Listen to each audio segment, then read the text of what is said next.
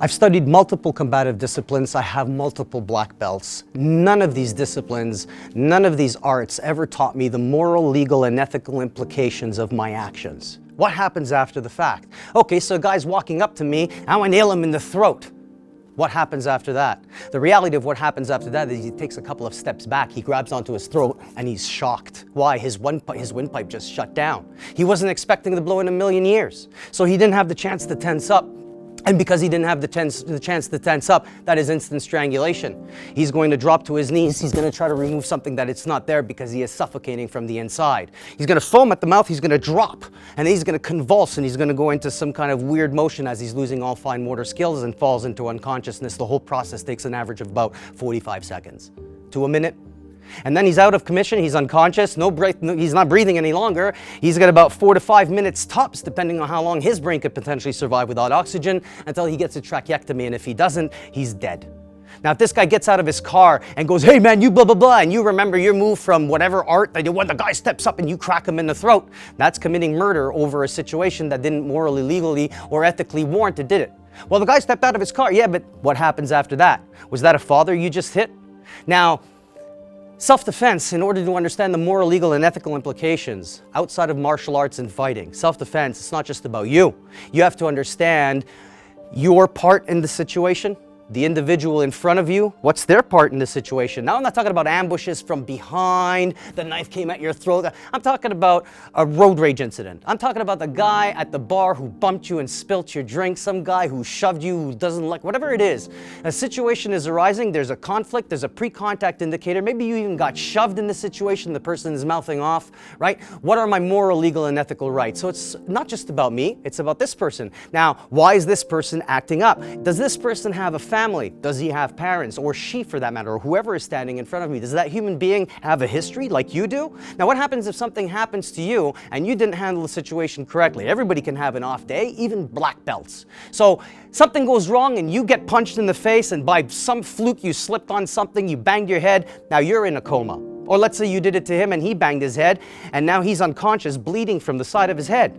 What happens after that? You've got civil lawsuits, you've got criminal lawsuits coming at you, you've got all kinds of stuff, and you have to understand the perspective of also the juror of your peers who might be looking at you and judging you. Who are you? How do you look like? How do you know somebody on that jury isn't going to be potentially racist, or doesn't like your face, or doesn't you remind them of their ex, or you don't know. You get a corrupt cop short to the situation who's having a rotten day, or maybe the guy you hit happened to be he's got contacts, he knows people in the neighborhood, right? He's some kind of philanthropist who's got all kinds of, you don't know is the point.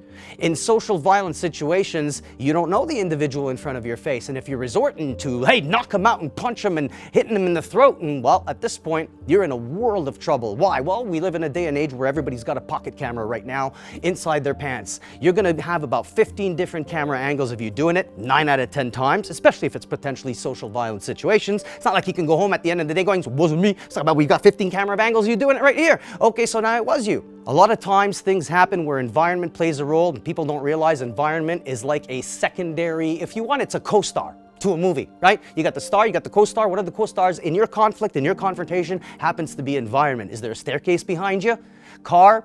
Concrete, furniture, what kind of floor are you on?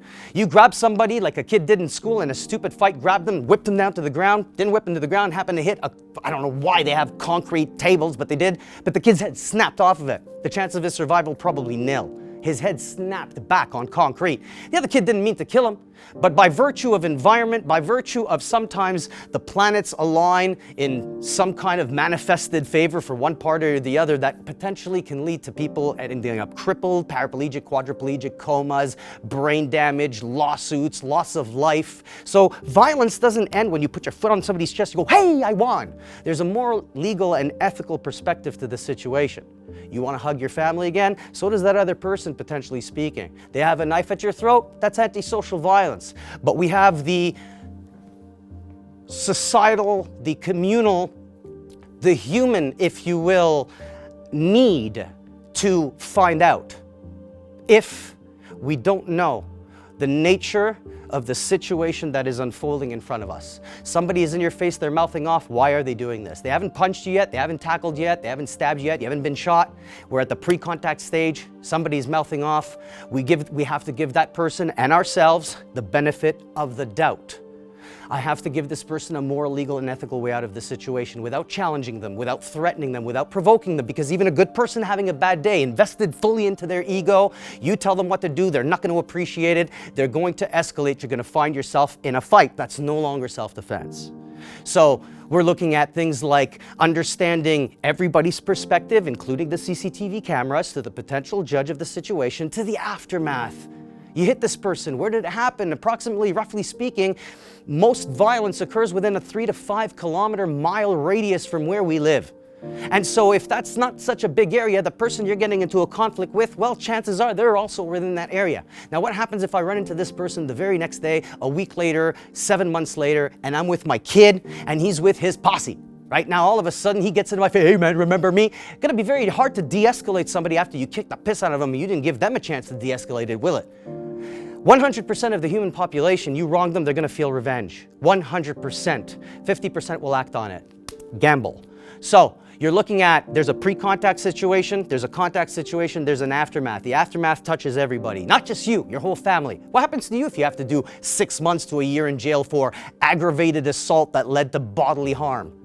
Right?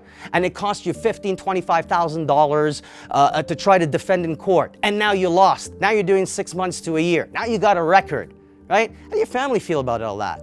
Well, what happens if you're the one who's been victimized? You took the punch. How would you like to show up one day and at a morgue, because you got a phone call at 1 o'clock in the morning saying, hey, we need you to come identify this body, like a 14-year-old boy who watched his father trying to stop a road rage incident between two people trying to get into a fight, and as he's trying to stop it, one of the guys stabbed him twice for his trouble. So this 7-year-old boy had to watch his father die on some place here around, I don't remember where in Toronto, right? And he had to watch his dad die at the age of 7 years old. How do you think he feels today at 14? PTSD, anybody? Violence is an ocean. It's a mess. It doesn't stop right there and then. There's a moral, legal, and ethical aspect to it. If you don't understand it, you're perpetrating it. You're a part of the problem. So with specialized education comes specialized knowledge. This, like anything else, is that kind of information. You're not going to get this at your local mixed martial arts school.